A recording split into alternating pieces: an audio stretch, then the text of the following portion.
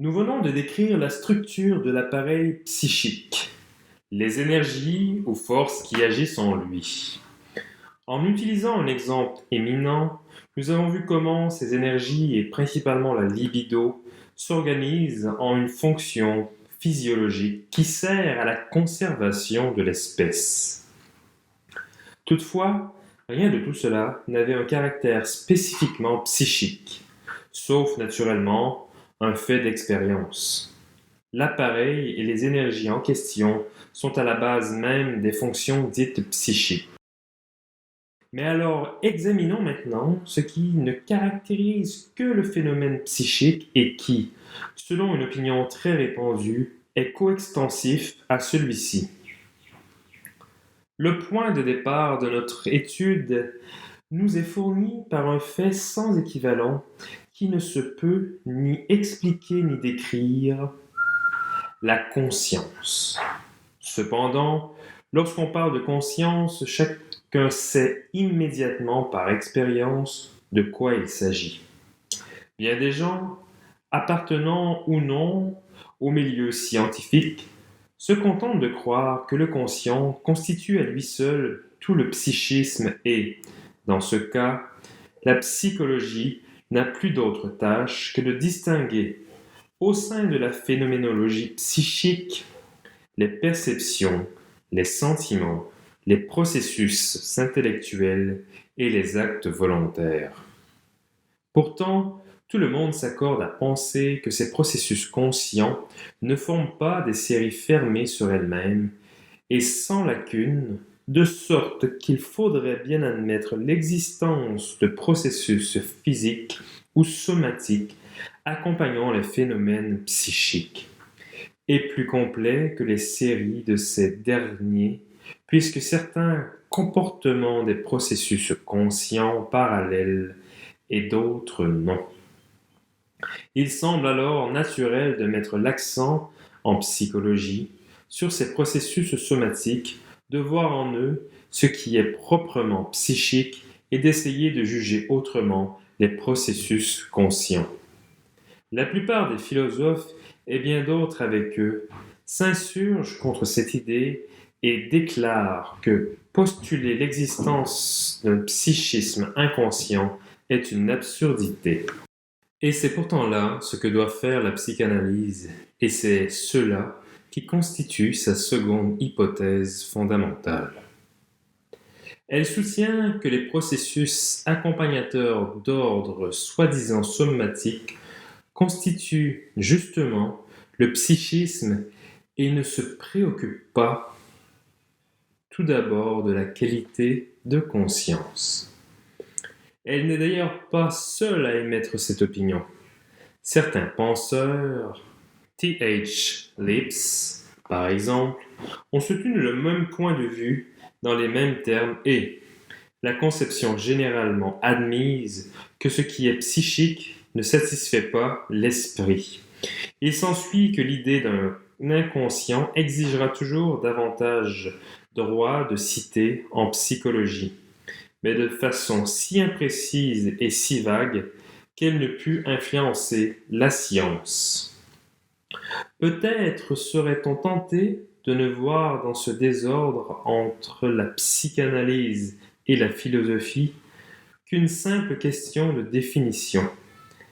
À quelle série de phénomènes faut-il réserver le qualificatif de psychique? De fait, cette question a pris la plus grande importance, tandis que la psychologie de la conscience ne pouvait jamais sortir de ces séries lacunaires et qui dépendaient manifestement d'autre chose. La conception d'après laquelle le psychisme est en soi inconscient a permis de faire de la psychologie une branche, semblable à toutes les autres, des sciences naturelles. Les phénomènes étudiés par la psychologie sont en eux-mêmes aussi inconnaissables que ceux des autres sciences, de la chimie ou de la physique par exemple. Mais il est possible d'établir les lois qui les régissent et de les suivre en de longues séries, sans lacune, leurs relations réciproques et leur interdépendance. C'est là ce qu'on appelle acquérir la compréhension de cette catégorie de phénomènes naturels. Il y faut une création d'hypothèses et de concepts nouveaux. Toutefois, ces derniers ne doivent pas être considérés comme des preuves de l'embarras où nous serons plongés, mais comme un enrichissement de nos connaissances. Il convient de les regarder sous le même angle que les hypothèses de travail habituellement utilisées dans d'autres sciences naturelles et de leur attribuer la même valeur approximative. C'est d'expériences accumulées et sélectionnées que ces hypothèses attendent leur modification et leur justification, ainsi qu'une détermination plus précise. Comment être surpris si les concepts fondamentaux de la nouvelle science, ces principes, pulsions, énergie, nerveuse, etc., restent aussi longuement indéterminés que ceux des sciences plus anciennes, force, masse, attraction, etc. Toute science repose sur des observations et des expériences que nous transmet notre appareil psychique. Mais, comme c'est justement cet appareil que nous étudions, l'analogie cesse ici. Nos observations se pratiquent à l'aide du même appareil de perception et nous nous servons précisément des lacunes dans les séries de processus psychiques. Nous reconstituons en effet ce qui manque par des déductions plausibles et le traduisons en matériel conscient.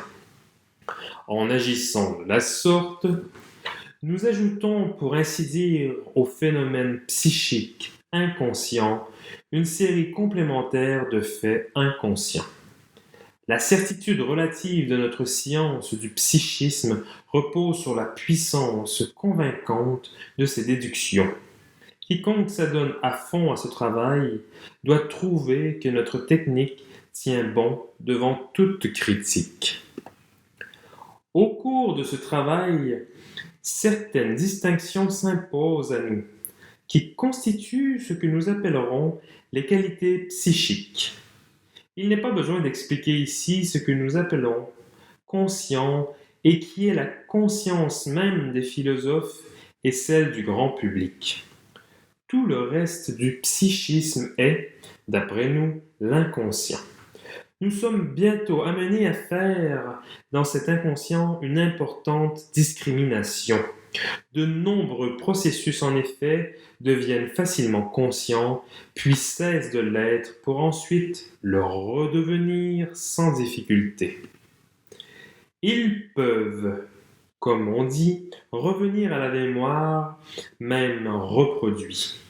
N'oublions pas que l'état de conscience est des plus fugitifs. Ce qui est conscient ne le demeure qu'un instant.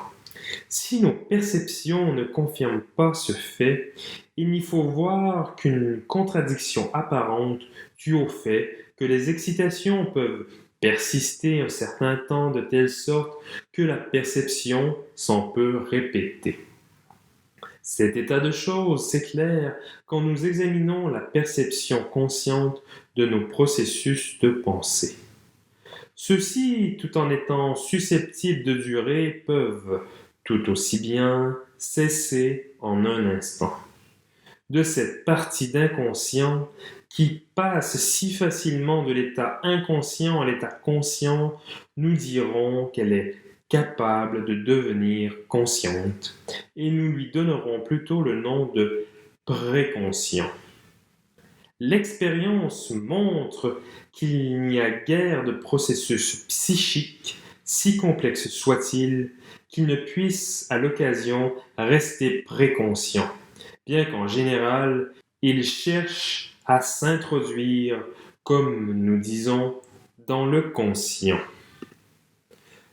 D'autres processus ou contenus psychiques n'accèdent pas si facilement à la conscience. Ils doivent être déduits, découverts et traduits sous forme consciente.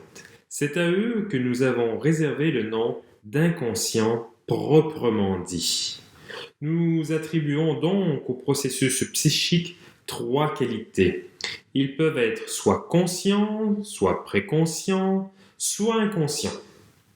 La distinction qu'on peut établir entre les trois classes de contenus auxquelles appartient cette qualité n'est ni absolue ni permanente. Ce qui est précisément peut, comme nous l'avons vu, devenir conscient sans que nous y soyons pour rien. Grâce à nos efforts, l'inconscient peut être rendu conscient et, dans ce cas, nous avons souvent l'impression de devoir surmonter de très fortes résistances. Lorsque c'est sur autrui que nous faisons cette tentative, nous devons nous rappeler qu'il ne suffit pas de combler les lacunes de ses perceptions et qu'en lui présentant notre construction, nous ne réussissons pas encore à rendre conscient le contenu inconscient en ce jeu. Ce contenu, en effet, se trouve alors doublement fixé dans son psychisme. D'abord dans la reconstruction consciente qu'il s'est vu offrir, et ensuite sous la forme primitive inconsciente. Par des efforts soutenus, nous parvenons généralement à rendre conscient le contenu inconscient lui-même, et les deux fixations finissent par coïncider. L'intensité de nos efforts nous permet de mesurer la résistance qui s'oppose à la prise de conscience et varie dans chaque cas. Ce résultat, difficilement acquis au cours d'un traitement analytique, peut également se produire spontanément. Tel contenu généralement inconscient se mue parfois en contenu préconscient, puis peut devenir conscient, ce qui dans les états psychotiques se produit sur une vaste échelle. Nous en déduisons que le maintien de certaines résistances internes est l'une des conditions de l'état normal.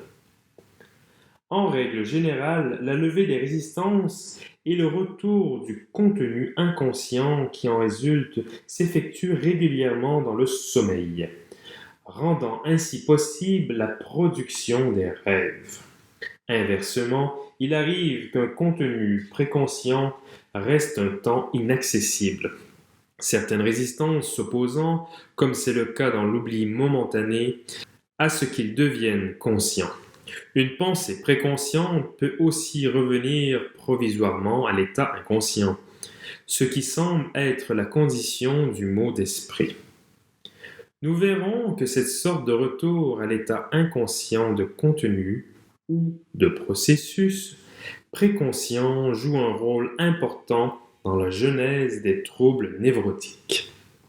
Ainsi, présentée sous une forme généralisée et simplifiée, la théorie des trois qualités du psychisme semble devoir plutôt embrouiller inconsidérablement qu'éclairer les choses. N'oublions pas cependant qu'il ne s'agit pas d'une théorie proprement dite, mais d'un premier compte-rendu de faits observés, qui cherche non pas à expliquer ces faits, mais à les serrer d'aussi près que possible. Les complexités qui s'y révèlent mettent en relief toutes les difficultés auxquelles se heurtent nos recherches. Tout nous porte à croire cependant que la connaissance des apports qui s'établissent entre les qualités du psychisme et les provinces ou instances de l'appareil psychique dont nous postulons l'existence nous permettra de mieux comprendre les choses, encore que ces rapports soient loin d'être simples. La prise de conscience dépend avant tout des perceptions reçues de l'extérieur par nos organes sensoriels.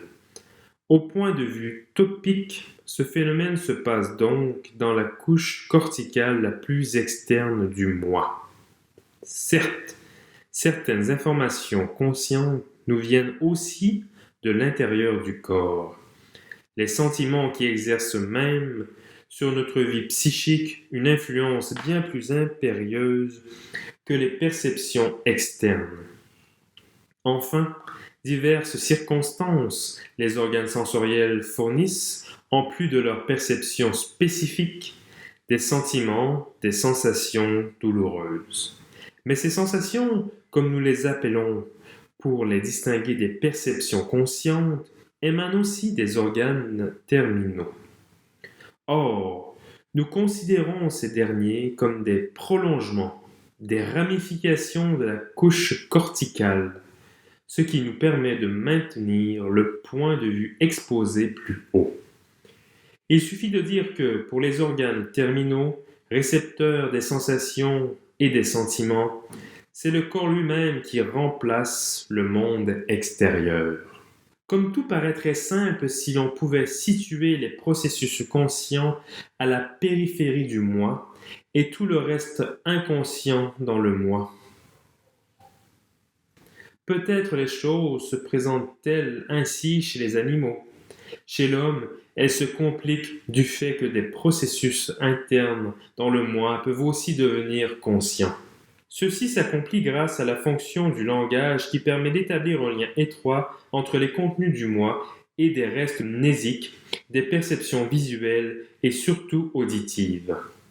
Dès lors, la périphérie perceptrice de la couche corticale peut être excitée, à partir de l'intérieur, sur une bien plus grande échelle, et certains processus internes, tels que des courants de représentation et des processus de pensée, peuvent devenir conscients. Un dispositif spécial chargé de distinguer entre les deux possibilités est alors nécessaire. C'est à lui qu'incombe ce qu'on appelle l'épreuve de réalité. L'équation perception-réalité, monde extérieur, est périmée. Les erreurs qui désormais se produisent facilement et qui sont des règles dans le rêve s'appellent hallucinations. L'intérieur du moi, qui comprend avant tout les processus de pensée, possède la qualité du préconscient. Cette dernière caractérise le moi et y reviennent exclusivement.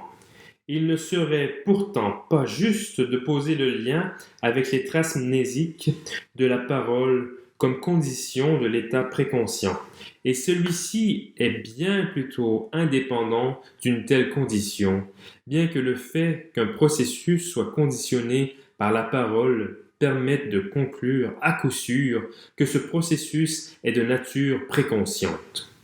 L'état préconscient, caractérisé d'un côté par la possibilité d'accéder à la conscience, d'un autre côté par sa liaison avec les traces verbales, est bien quelque chose de particulier, dont la nature n'est pas épuisée par ces deux caractères. Ce qui le prouve, c'est que de grands fragments du moi, et surtout du surmoi, auxquels on ne saurait contester le caractère préconscient, restent en général, phénoménologiquement parlant, inconscients. Nous ignorons pour quelle raison il en est ainsi, et nous nous efforcerons plus tard d'aborder le problème de la véritable nature du préconscient. L'inconscient est la seule qualité dominant à l'intérieur du ça. Le ça et l'inconscient sont aussi étroitement liés que le moi et le préconscient, et le lien est même encore plus exclusif. Un coup d'œil rétrospectif sur l'histoire de l'individu et de son appareil psychique permet d'établir dans le ça une importante distinction. À l'origine, tout était ça. Le moi s'est développé à partir du ça, sous l'influence persistante du monde extérieur. Durant ce long développement, certains contenus du ça passèrent à l'état préconscient, prenant la place ainsi dans le moi. D'autres demeurèrent inchangés dans le ça et en constituant le noyau difficile d'accès. Mais durant ce développement, le moi jeune et faible a repoussé dans l'inconscient, éliminé certains contenus qu'il avait déjà acceptés et s'est comporté de la même façon à l'égard de nombre d'impressions nouvelles qu'il aurait pu recueillir, de sorte que ces dernières, rejetées, n'ont pu laisser de traces que dans le ça. C'est à cette partie du ça que nous donnons, eu égard à son origine, le nom de refoulé. Nous ne sommes pas toujours en mesure de déterminer nettement ces deux catégories dans le ça, ce qui d'ailleurs importe peu. Cette opinion coïncide en gros avec celle de ce qui est originaire et inné et de ce qui a été acquis au cours de l'évolution du moi. Ainsi, nous admettons une division topographique de l'appareil psychique en moi et en ça, division à laquelle correspondent les qualités de conscient et d'inconscient. Nous pensons aussi que ces qualités ne sont qu'un indice et non l'essentiel de la différence. Quelle est donc alors la nature véritable de l'état qui se traduit dans le ça et par la qualité d'inconscient, et dans le moi par la qualité de préconscient, et en quoi consiste la distinction entre ces deux états? Nous avouons n'en rien savoir, et les profondes ténèbres de notre ignorance sont à peine éclairées par une faible lueur. C'est ici que nous approchons de l'énigme véritable, non encore résolue, que présentent les phénomènes psychiques. D'après les données d'autres sciences naturelles, nous admettons qu'une certaine énergie entre jeu de la vie psychique, mais toutes les indications qui nous permettraient de comparer cette énergie à d'autres font défaut. Il semble que l'énergie nerveuse ou psychique existe sous deux formes, l'une facilement mobile et l'autre, au contraire, liée. Nous parlons d'investissement et de surinvestissement des contenus psychiques, et nous allons même jusqu'à supposer qu'un surinvestissement détermine une sorte de synthèse de divers processus au cours de laquelle l'énergie se transforme en énergie liée. Notre savoir s'arrête là, mais nous soutenons fermement que la différence entre l'état inconscient et l'état préconscient tient lui aussi à de semblables relations dynamiques, ce qui expliquerait pourquoi, spontanément ou grâce à nos efforts, un état peut se muer en l'autre. En dépit de toutes ces incertitudes, la science analytique a établi un fait nouveau. Elle a démontré que les processus qui se jouent dans l'inconscient ou le ça obéissent à d'autres lois que ceux qui se déroulent dans le moi préconscient. Nous appelons l'ensemble de ces trois processus primaires par opposition au processus secondaire qui régit les phénomènes du préconscient, du moi. Ainsi, l'étude des qualités psychiques n'aura finalement pas été tout à fait infructueuse.